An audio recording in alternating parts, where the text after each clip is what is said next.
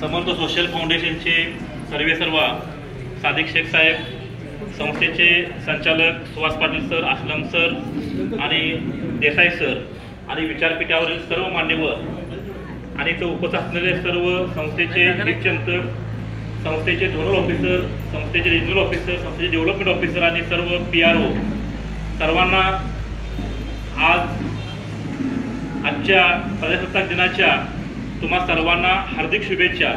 आज प्रजासत्ताक दिन म्हणजे आजच्या दिवशी कुठलं काही युद्ध झालेलं नव्हतं किंवा कुठली लढाई जिंकलेली नव्हती, कोण आजच्या दिवशी कोण शहीद झालेलं नव्हतं, परंतु आजच्या दिवशी या देशाला ज्यावेळेस स्वातंत्र्य मिळालं, ह्या देशाची आपल्याला स्वतःची घटना असायला पाहिजे। म्हणून या ठिकाणी सायमन कमिशनच्या माध्यमातून या ठिकाणी या देशामध्ये ज्यावेळेस लोकशाही आली तर लोकशाहीमध्ये भारताची राज्यघटना असावी म्हणून राज्यघटनेसाठी एक समिती नेमली गेली आणि समितीमध्ये कुणाला घ्यायचं याच्यासाठी ठरवण्यात आलेलं होतं। पण त्यावेळेला काही लोकांनी सांगितलेलं होतं की या देशाची, परदेशातल्या लोकांनी सांगितलं होतं की ह्या देशाची राज्यघटना बाबासाहेब आंबेडकरच लिहू शकतात, परंतु या ठिकाणी जे असणारे जे कार्यकर्ते होते त्यांनी सांगितलेले होते संविधानाचे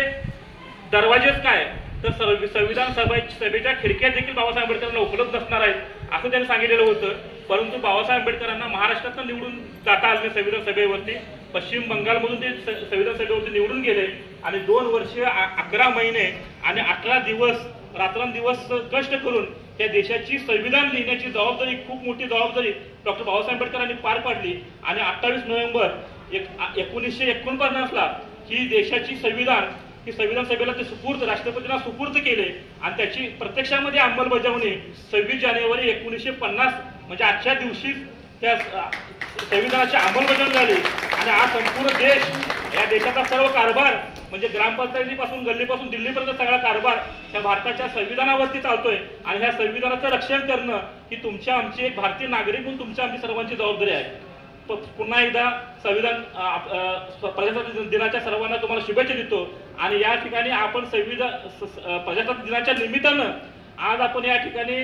अमृतनगर सारख्या नवी पारगावच्या या सीमेवरती वारणा खोऱ्यामध्ये आपण या ठिकाणी समर्थ सोशल फाउंडेशनच्या माध्यमातून शिवशंभू निवासी व्यसनमुक्ती केंद्राबरोबरच आपलं जे वृद्धाश्रम, आश्रम आणि वृंग केंद्र याचाही आपण या ठिकाणी शुभारंभ आपण या ठिकाणी घेतोय आणि ह्या शुभारंभासाठी आपण सर्वजण या ठिकाणी शुभेच्छा देण्यासाठी आणि हातबळ लावण्यासाठी आपण सर्वजण या ठिकाणी जमलेलो आहात। खरं म्हणजे तुकाराम महाराजांनी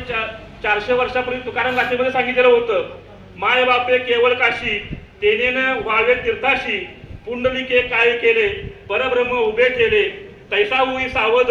हृदय धरी नारायण, तुका म्हणे माय बापे अवघी देवाची सर्व रूपे। या जगामध्ये विनम्रपणे ज्यांच्या पायावर मस्तक ठेवावं असं ते पाय म्हणजे आपल्या आई वडिलांचेच पाय। काशी ज्याला आपण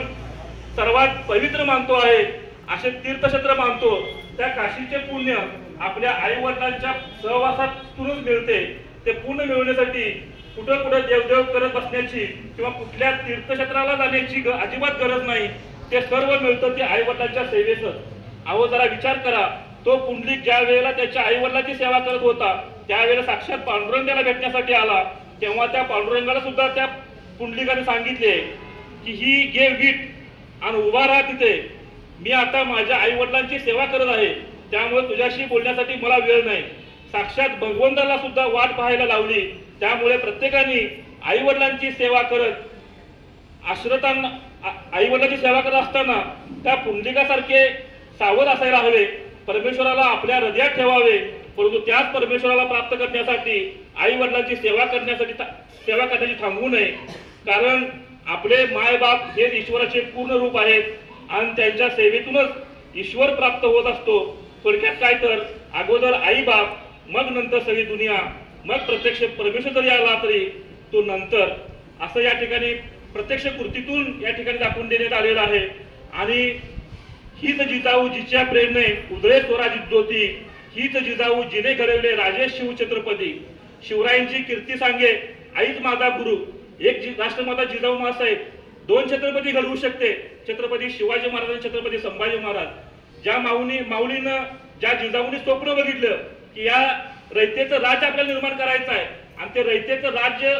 निर्माण करण्याचं आईचं स्वप्न प्रत्यक्षामध्ये छत्रपती शिवाजी महाराजांनी 6 जून 1674ला प्रत्यक्षामध्ये आई जिवंत असताना आणि स्वतः जिवंत असताना त्यांनी स्वप्न पूर्ण केलं। म्हणजे एक आपले जे आपण ज्यांना महापुरुष मानतो, ज्यांना प्रेरणास्थानी मानतो, ते जर त्यांचं जर एवढं मोठं स्वप्न असेल तर या ठिकाणी समर सोशल फाउंडेशनच्या माध्यमातून सादिक शेख साहेबांची जी स्वप्न असतील ती सगळी स्वप्न पूर्ण होतील असं आम्ही या ठिकाणी जिजाऊंच्या तज्ञ आम्ही या ठिकाणी प्रार्थना करतो। आणि तेवढं बळ आम्हाला छत्रपती शिवाजी महाराज, छत्रपती संभाजी महाराज आणि जिजाऊ आपल्याला देवत असं या ठिकाणी प्रार्थना करतो। खऱ्या अर्थानं बघितलं तर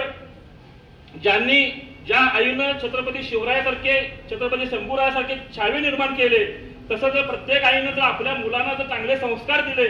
तर